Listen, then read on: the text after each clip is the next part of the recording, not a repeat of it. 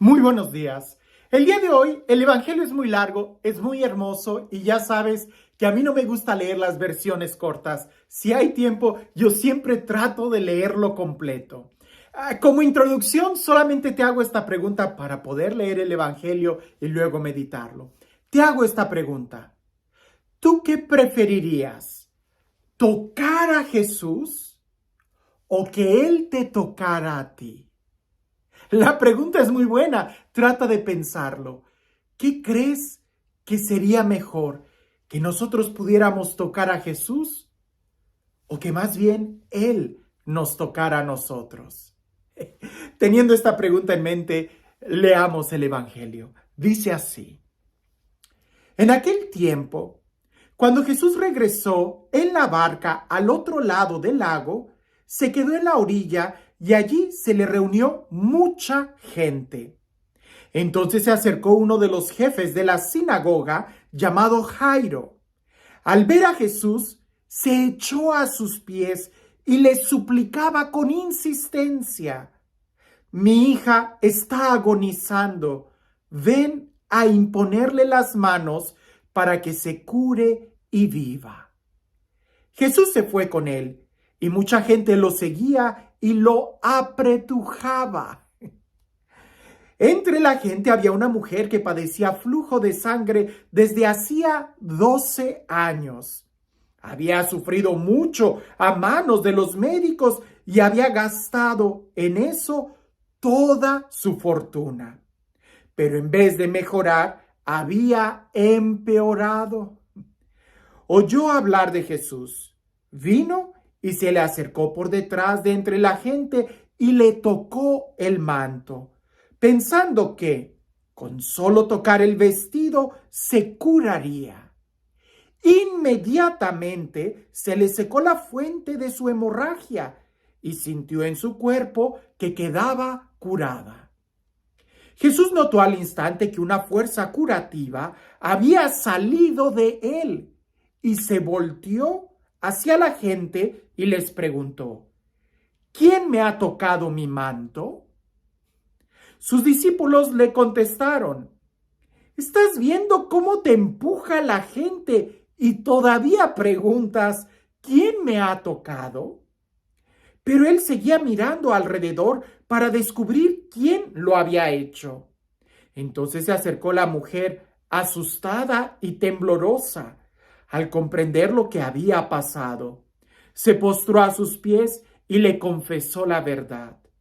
Jesús la tranquilizó diciendo: Hija, tu fe te ha curado.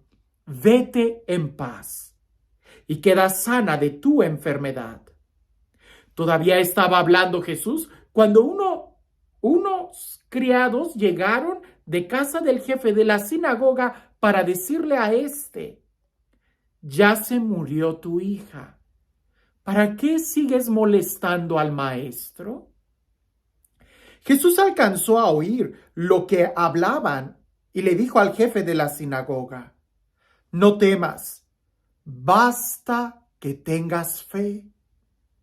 No permitió que lo acompañaran más que Pedro, Santiago y Juan, el hermano de Santiago. Al llegar a la casa del jefe de la sinagoga, vio Jesús el alboroto de la gente y oyó los llantos y alaridos que daban. Entró y les dijo: ¿Qué significa tanto llanto y alboroto? La niña no está muerta, está dormida. Y se reían de él. Entonces Jesús echó fuera a la gente y con los padres de la niña y sus acompañantes entró a donde estaba la niña. La tomó de la mano y le dijo: Talita cum, ¿qué significa? Óyeme, niña, levántate. La niña, que tenía 12 años, se levantó inmediatamente y se puso a caminar. Todos se quedaron asombrados. Jesús les ordenó severamente que no lo dijeran a nadie y les mandó que le dieran de comer a la niña. Es el Evangelio de San Marcos. Y si tú has estado leyendo la Biblia en este reto de leer la Biblia en un año, Y has prestado atención en las introducciones que he dado sobre los evangelios, especialmente Mateo, Marcos, Lucas y Juan, te darás cuenta que este texto es claramente del evangelista San Marcos por la forma tan efusiva que habla y cómo él es capaz hasta de empalmar milagros y de poner muchos detalles en este milagro. Detalles que precisamente ahí es donde la palabra de Dios puede hablar a nuestra vida, prestando atención en los detalles. Por eso muchos dicen que el Evangelio de San Marcos es el más fácil de predicar. Pero volvamos al tema. Yo te preguntaba, ¿qué preferirías? ¿Tú tocar a Jesús o que Él te tocara?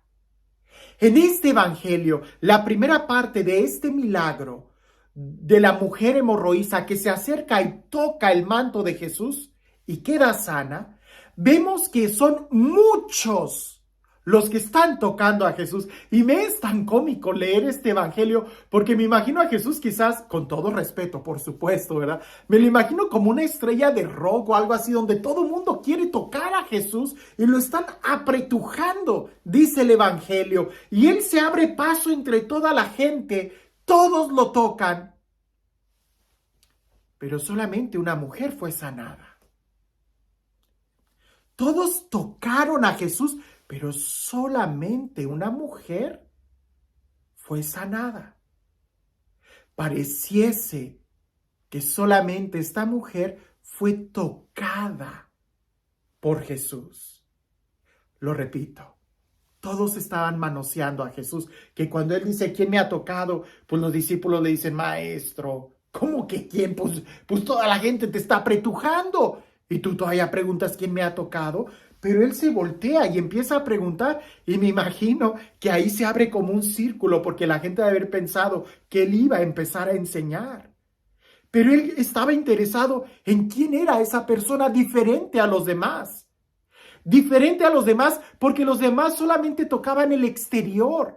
Pero esta mujer con su fe fue capaz de tocarlo a él. Y hay una gran diferencia entre tratar de manosear a Jesús y en tocarlo con fe. Y la forma en cómo el Evangelio nos narra la situación de esta mujer, cada detalle es una enseñanza profunda. Porque esta mujer padecía una enfermedad, flujo de sangre, que si leemos el Antiguo Testamento, el libro de Levíticos, nos vamos a dar cuenta que era una enfermedad que se consideraba hasta pecado. Y la gente que padecía de esta enfermedad no podía ser tocada por nadie porque también quedaban contaminados. Era una enfermedad a quien a ella la ponía en su religión en depresión, en su estado físico en depresión. Estaba enferma, en la sociedad en depresión, porque era pecadora, porque contaminaba a los demás. Y luego todavía ella había gastado todos sus bienes con muchos médicos que antes de mejorarla, la iban dejando peor. Si ella hubiera ido a Jesús desde el principio, pero quizás no había ido porque todavía tenía fe y esperanza en otros doctores. Y ha de haber dicho, no, pues yo voy al final con Jesús, ¿verdad? O, ese quién sabe si sane, pero aquel como que tiene más fama, como que es doctor. Quizás toda la gente que apretujaba a Jesús tenía un plan B. Si Jesús no me sana, me voy con aquel. Pero en cambio, esta mujer ya lo había perdido todo. Esta mujer ya no tenía un plan B. Su única esperanza era Jesús. Antes, pues ella había recorrido muchos doctores. Antes, ella tenía dinero para ir con otros, pero ahora ya no tenía doctores, ya no tenía dinero. Solamente le quedaba a Jesús y encontró lo que buscaba, la salud. Lo mismo sucede cuando nosotros realmente somos capaces de entender esto. Porque muchos van a misa diciendo, pues total, si está medio aburrido me voy al plan B, me voy. Ahora sí que como si fuera un restaurante, si no me gusta el restaurante de lujo, me voy por la fondita, ¿no? Y somos capaces de cambiar un Ferrari por un Twingo, no sé qué dicen, un Rolex por un Casio, o qué sé yo, como sea. terminamos cambiando lo mejor a Jesús por otras cosas. Mientras tú siempre tengas un plan B, terminarás echando a perder lo más importante. Si esta mujer hubiera ido a Jesús desde el principio con esa fe firme, no hubiera malgastado su vida, su tiempo, ni su dinero. A veces nosotros tenemos que tocar fondo para darnos cuenta de quién es Jesús.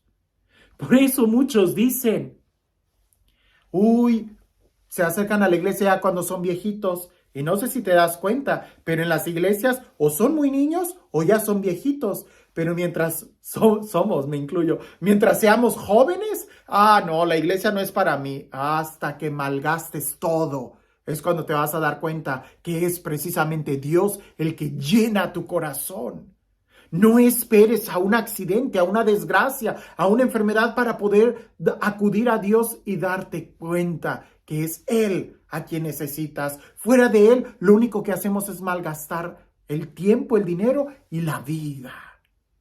Si esta mujer hubiera ido al principio y si todos los que tocaban a Jesús tuvieran esa misma fe, otra cosa sería.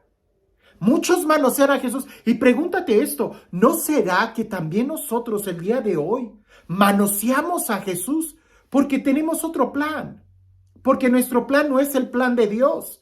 Porque todavía no nos rendimos totalmente a la voluntad de Dios.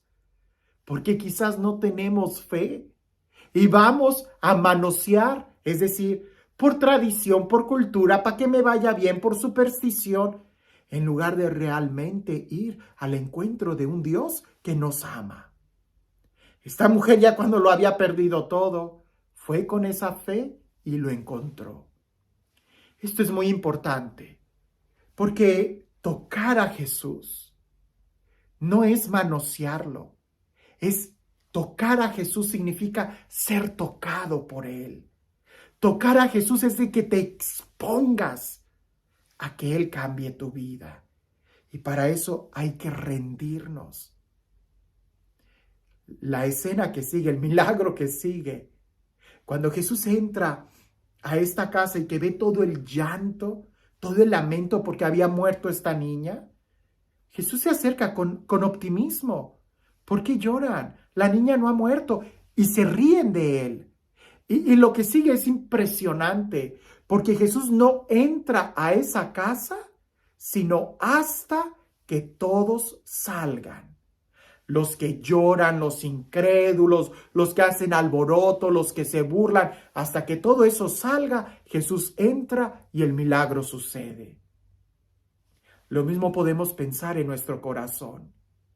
Jesús no va a entrar a nuestro corazón. Jesús no nos va a tocar, no nos va a sanar hasta que nosotros saquemos de nuestro corazón todo lo que es contrario a Dios. Hasta que saquemos el pecado, hasta que saquemos los malos sentimientos, los rencores, la angustia, la envidia, hasta que saquemos la tristeza y que lo dejemos a Él entrar, es cuando entonces Él nos toca, nos levanta y nos sana. Y la última indicación, denle de comer, significa que para que nos mantengamos así, sanos, con vida, tenemos que alimentarnos. Y no estoy hablando del alimento material, sino del alimento que da vida eterna. La palabra de Dios, el cuerpo de Jesús. ¿Cómo te das cuenta qué es mejor? ¿Tocar a Jesús o ser tocado por Él? Las dos cosas suceden simultáneamente. Porque tristemente, tratar de tocar a Jesús sin que Él nos toque es solamente manosearlo. Y Él querer tocarnos no lo va a hacer hasta que nosotros lo dejemos entrar. Y para que Él entre hay que sacar de nuestro corazón todo aquello que es contrario a Él.